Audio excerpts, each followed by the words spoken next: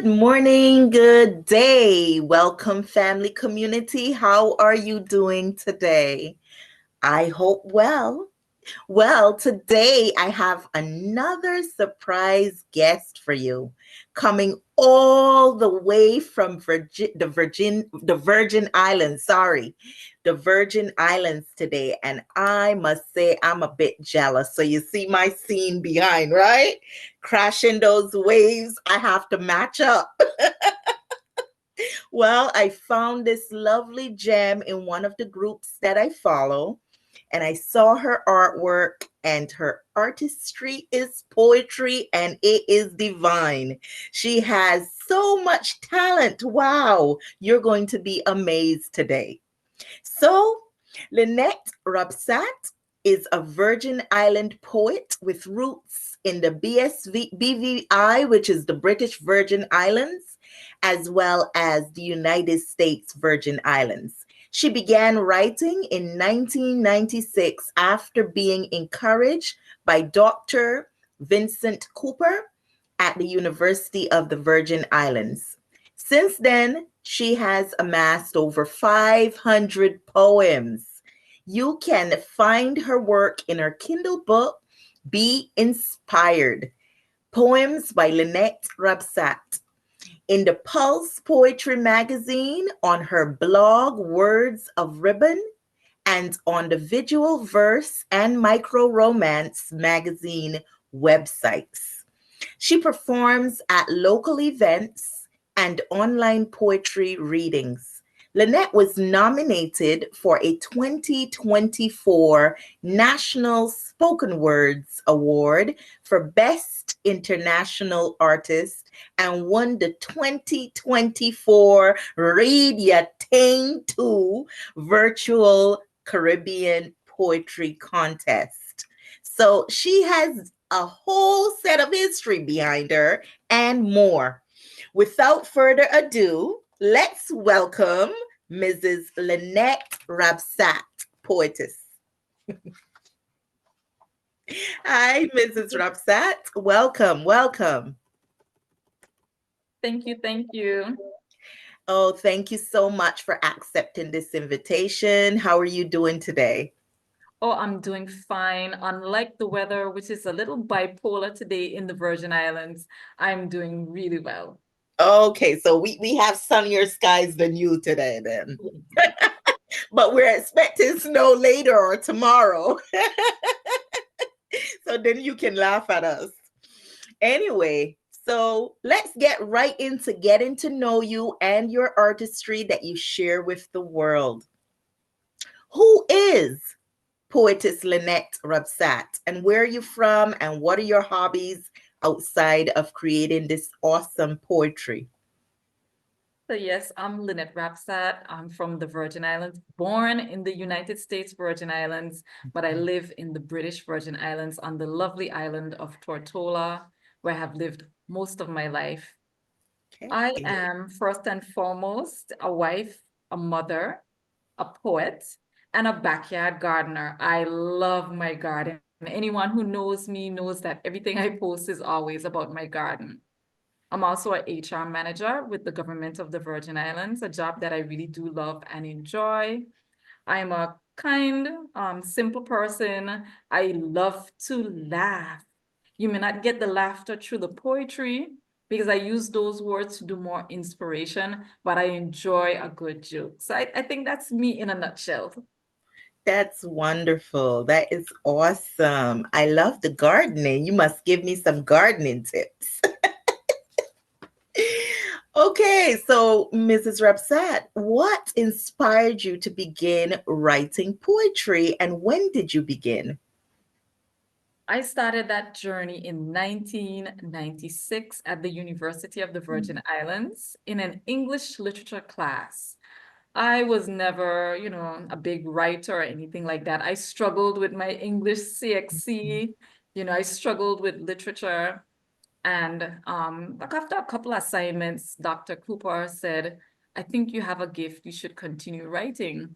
So I took his advice, which I appreciate. I just have so much love in my heart for him because those little words that he said to me have made such an impact that almost 30 years later, I can stand strong and say, hey, I think I'm a poet.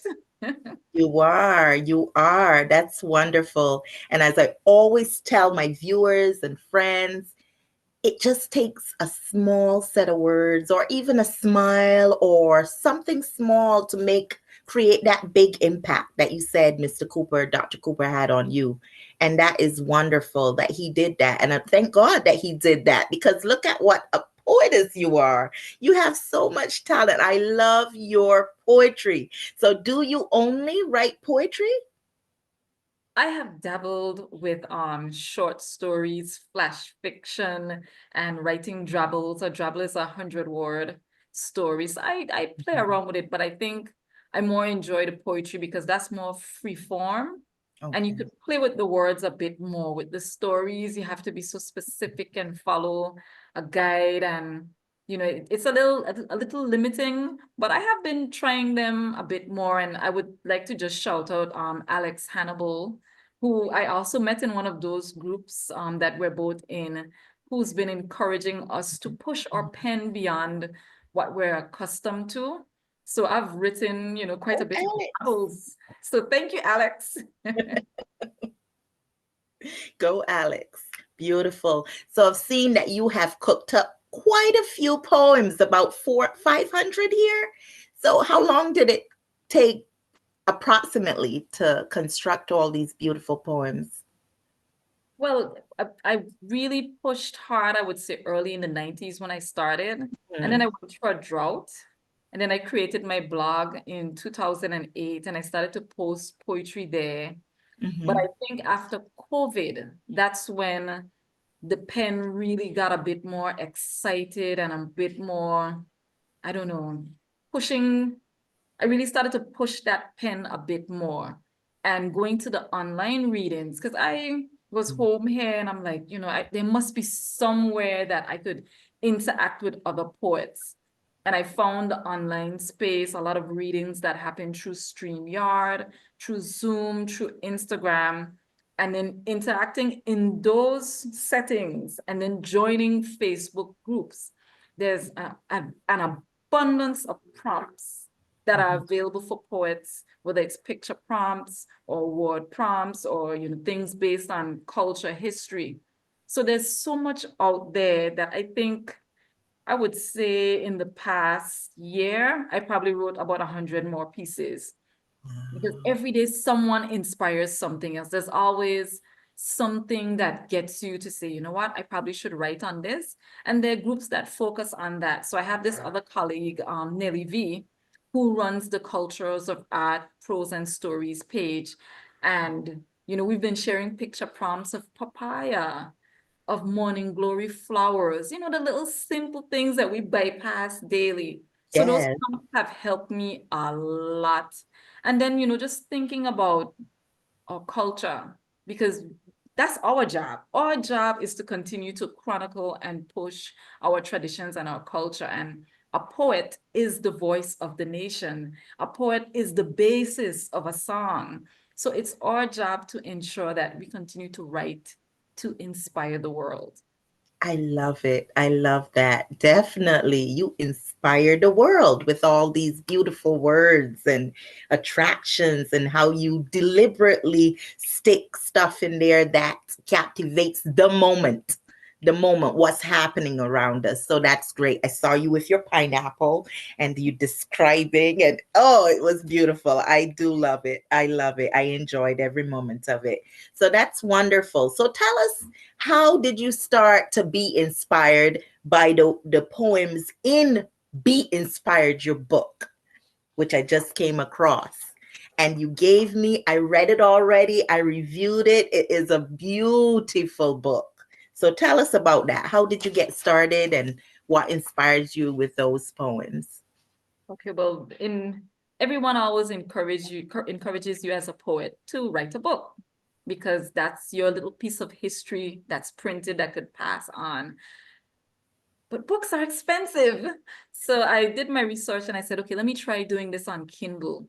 The pieces in that book, Mhm. they carry me through a journey it's me in the initial stages of playing with words, experimenting with love, talking about me being brave, showing my appreciation to great poets like Bob Marley, and just talking about the challenges that I've been through and sharing. And these are basically some of the titles, sharing a thought for friends, because these poems, I just kind of like went through the collection and just randomly picked them, but they do spend quite a bit of time from the the 90s poems going into the 2000s, whatever was happening in my life, then Mhm. heading into the 2010s, and now we are here in the 2020s with some Wow. of the newer pieces. So it's just a little small collection, 14 pieces of, it's a piece of my heart, it's a piece of me,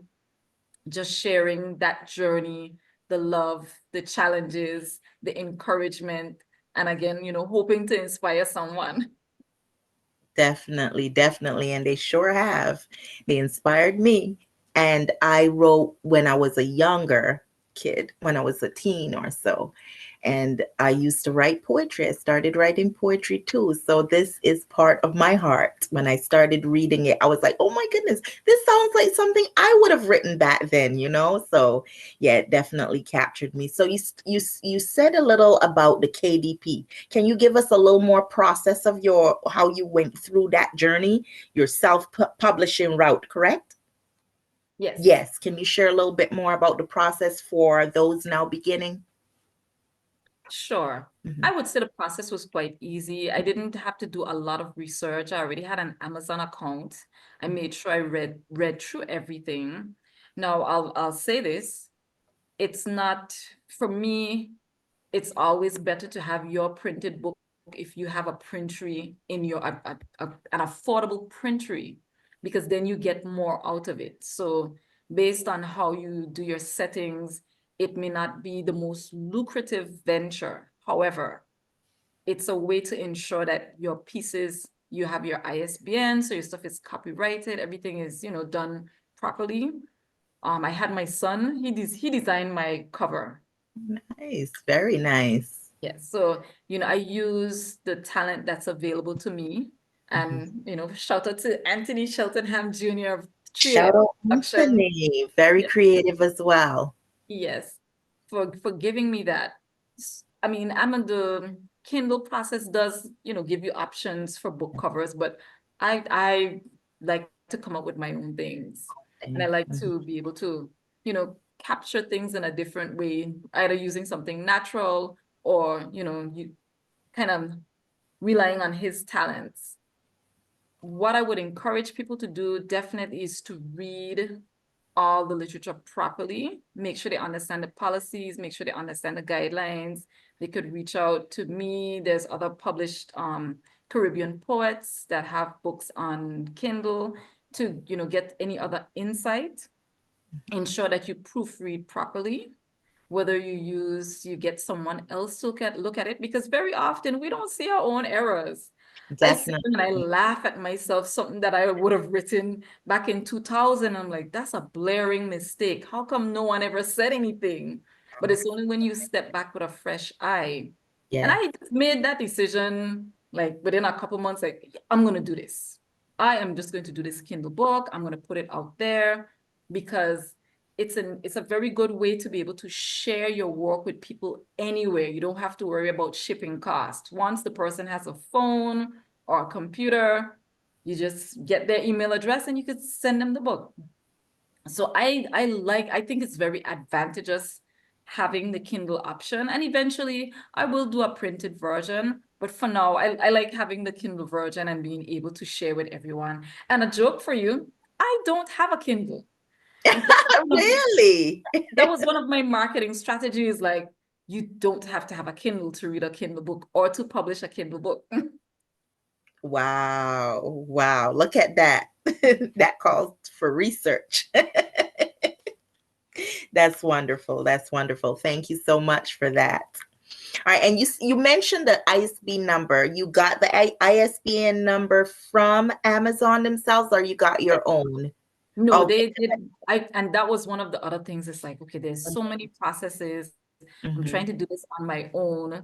So they give you an ASIN number, which is it's not the typical ISBN number, because the thing is, with it being on Kindle, it only is available on Kindle. Okay, because Right. I actually did do the same and I got mine from them, but at the same time I heard someone else say you can get your own where there's more variety. Like you can get your books put in different places when you have your own, but you can't with the Amazon number. So I don't know. I would have to do a little bit more research on that. Okay. Yes. All right. So I came across you in the group, but I also learned that you went through different poetry contests, as said here. So share some of those with us and some of your wins. Sure. Um, you know, you're making me think. I definitely competed in a local competition for the love of BVI culture. Okay. I think I probably came second for that one. I tied in another a competition about local sayings. I tied with a fellow HR manager, actually, Miss Letty Okay. Rima Garin. It was just so amazing. Two HR people winning a poetry competition Wow. together. But that shows you our love for our job and our love for our people, and Yeah. also our love for our culture. I've participated in competitions about, climate change. And I think I had won one with a poem called Roots Reduce Risk. Because, and the competitions are not just for the prizes, it's Mhm. another way to push the pen and send a positive message in Right. your own way of developing the art form. So I've submitted poems to millions of journals, to a lot of journals, a lot of different magazines. And for every win, there's probably 30 rejections, Yeah. but that's part of it. Not everyone will resonate with your work, but that doesn't mean that you have to stop. And I've entered several competitions and have not won anything at all, but that's Right. okay, Mhm. because the thing is, some of the pieces that were not accepted or didn't win did get accepted to journals. Actually, I have a particular poem called Living My Story. I had submitted that for the BVI Lit Fest competition, and it didn't win. It didn't place at all. And it's a poem that they asked you to use literary devices. They asked you to set the poem in a certain form. So it took more work, because I'm a free spirit, free verse type of person. So I sat down and was like, okay, I have to use these metaphors. I have to use these similes. I have to have the meter, the rhyme, the this, the that, and it didn't win. And I felt away, because I was like, I put so much work into it. But then a journal accepted it, and I was like, yay, somebody saw where I was going with this piece. Oh, wonderful, wonderful. That's wonderful. And the good part about that for everyone to see is that you don't give up, not even if you hear the rejection. Oh, no, it wouldn't make it today. You keep going, you keep going and inspiring the world because that's what you're doing. And before I got, well, when I got, before I read your Be Inspired, I saw you on YouTube channeling into your poetry and reading your poetry. Such talent. I was like, wow, this is so good. This is so good. So now I have so many favorites. I have so many favorites that I can't even pinpoint just one. So I have a couple that I would like you to share, and definitely share some of your story with behind the poetry. So the first one that was one of my favorites was Granny Said a Lot. I love it. I love it because I think that about it got me thinking too. I was like thinking, so what did different things that my grandmother has said over the years, and I had to think and write down, and I remember some like hard ears you don't hear, on way you're gonna feel. If you don't listen to the good advice, you will eventually experience the negative consequences of your own actions. And I remembered hearing that, and it was penetrating in my head. I heard another one, cat luck ain't dog luck. What one person might get away with, another might not, right? And then all cassava get same skin, but all not taste the same way. Pretty much saying, despite similarities, we're all different, you know? And then you had some here. So before I get to the some here that I enjoyed, I'm going to let you read and share with the audience your poem, Granny Said a Lot. Thank you. And I did grow up with my granny, so that's where, these things are ingrained in me. I partially did too. So Granny said a lot. Mhm. Granny used to tell me, shut mouth, don't catch flies. And where you make your bed is where you're going to lie. But I like to run my mouth on any open platform because same granny tell me to showcase my art form. She tell me to shut the door and lick the child because your business should never be on the loose out in the wild. Granny was feisty. She said, two-man crab can't live in one hole. Keep your head on and always strive for the gold. When I didn't listen, all she would say, who don't hear will feel, and she would cut my sit down because she knew that apple didn't fall far from the tree. Don't think she was so strict and only being negative because she was filled with love and good incentives. She understood the importance of working with your hands and the knowledge you gain when you work the land, and how she wanted me to have faith in the Father and to be careful with the friends that would come to gather. You are known by the company you keep. Still waters run deep.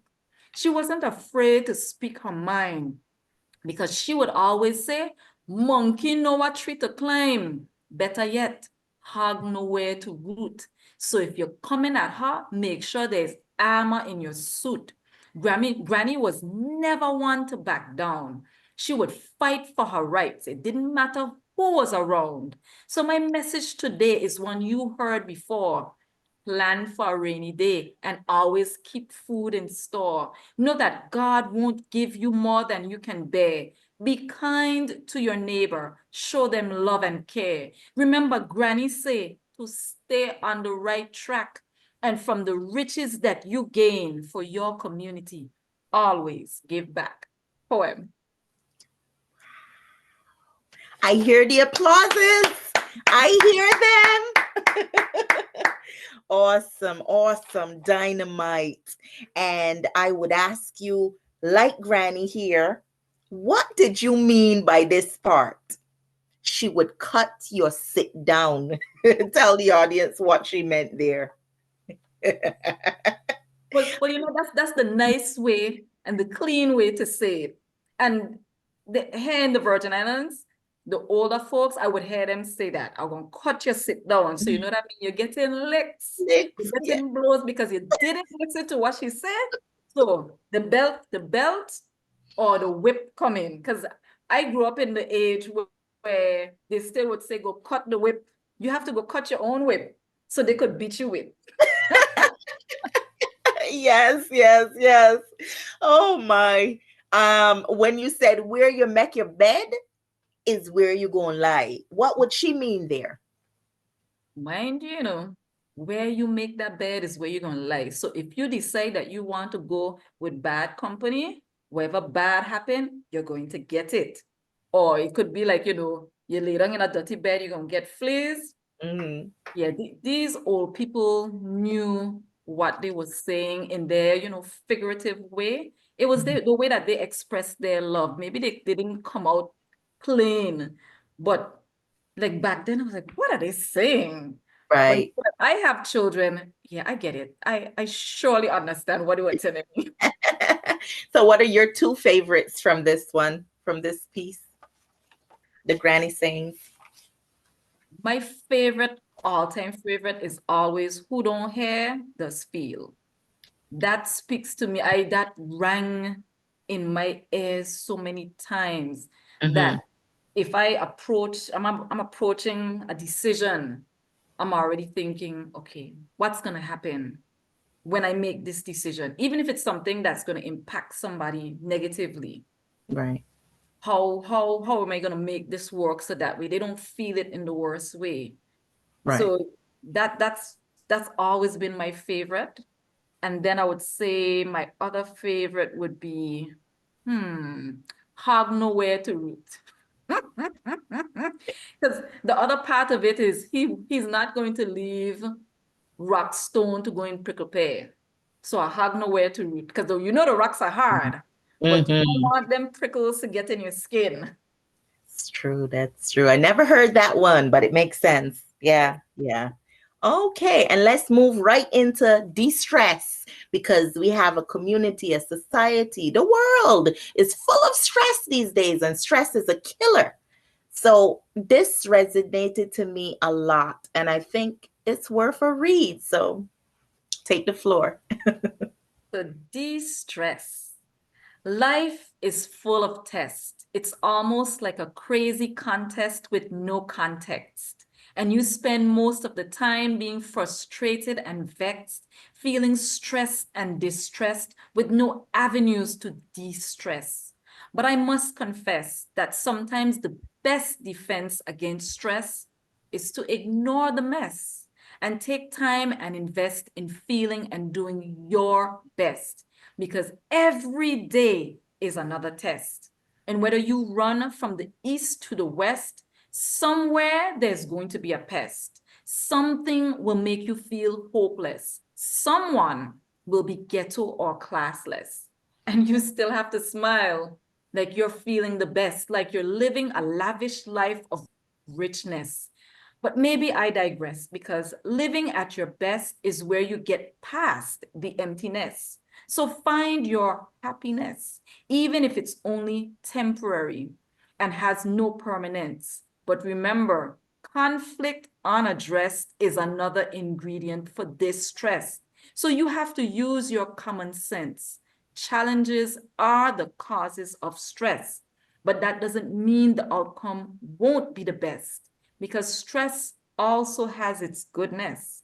When you get that feeling, sometimes you just have to consider forgiveness. And yes, take a rest from the conflict and distress, from the nonsense and pettiness, from the major media madness.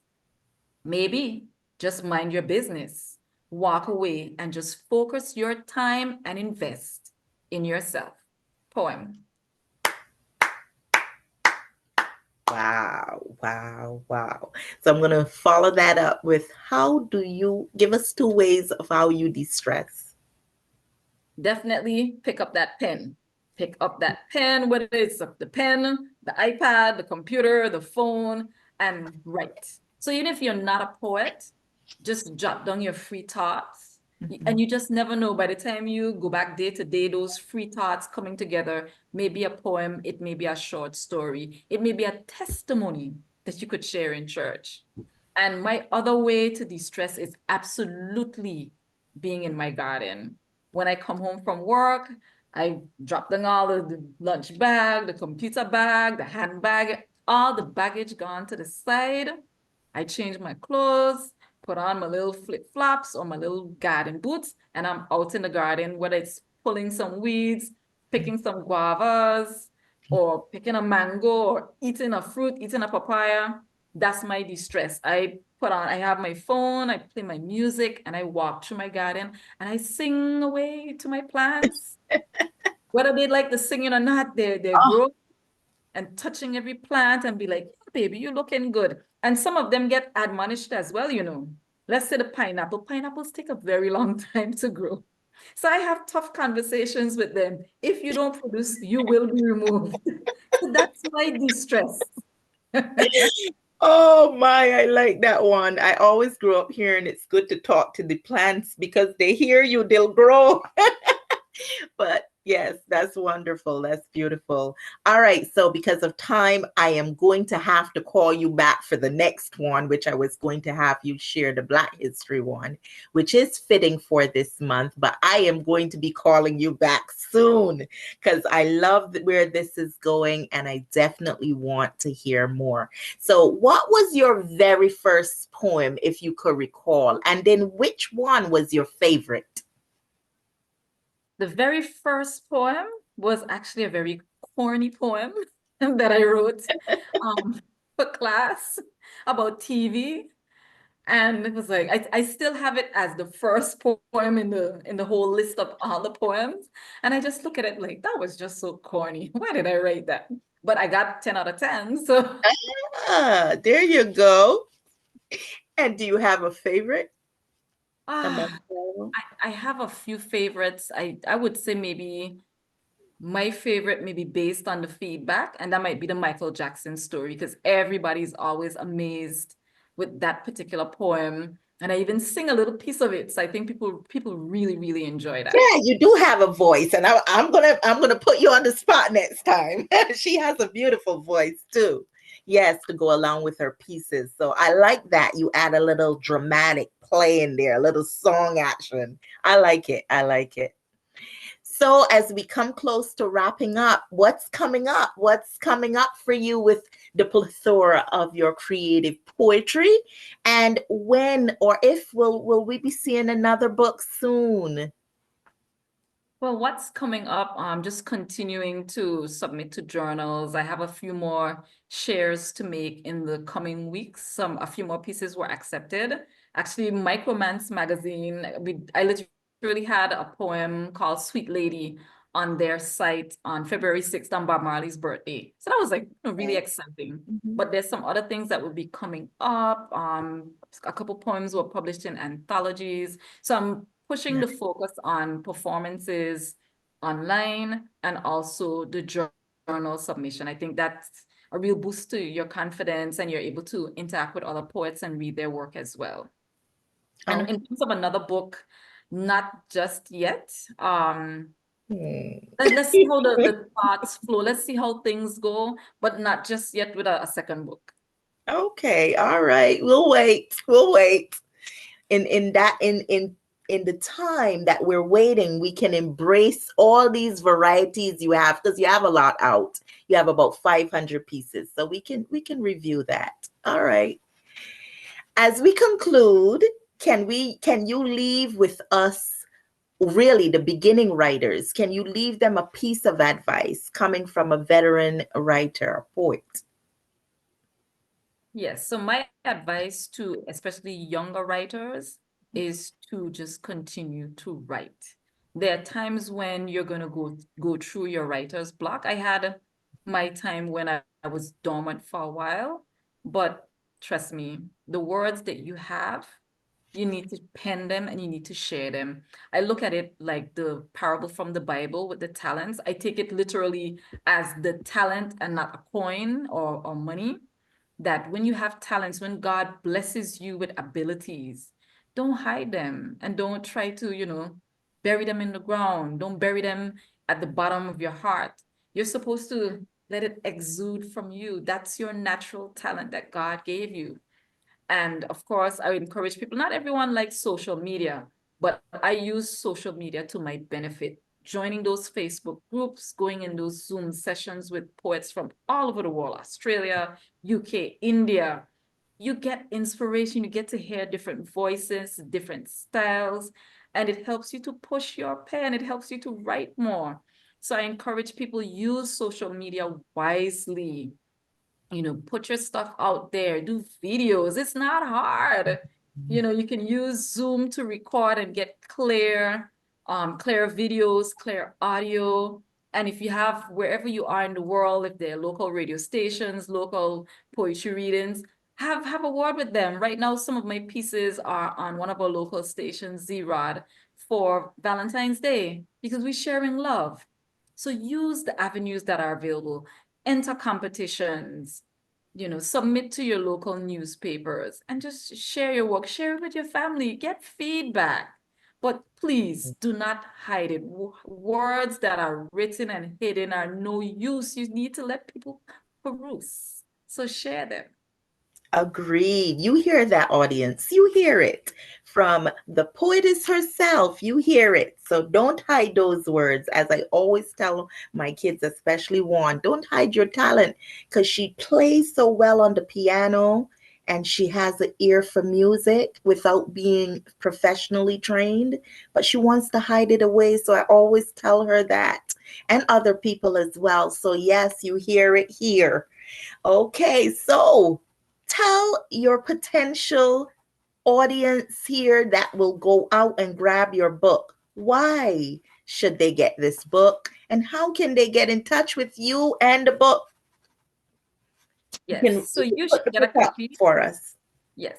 So you should get a copy of Be Inspired Poems by Linette Rabsatt because that small book, just 14 pieces, they're pieces of me, of different times in my life. And I'm 100% sure there's something in there that's going to inspire you. There's love poems in there that you could share with the one that you love, the person that you enjoy and you want to spend time with. So I encourage you to definitely get a copy. You can contact me via my blog, wordsofribbon.blogspot.com, or you can catch me on Facebook because, like I said, I love my social media. So my page is Linette Inspire VI. Very simple. And on Instagram, Threads, Pinterest, YouTube, I'm LA Rapsat. Very simple. Thank you. And you hear it here. So don't walk, run and grab your copy today. Do you have a copy of the book with you? No, because it's No. Kindle. But Okay. what I'll do, I All will right. send I can you do. the picture. Okay. All right, that works as well. So definitely there are appropriate poems in there for this month, the Valentine's Day month. When you want to share your love with someone, you can sing it like Mrs. Rapsat to them, right?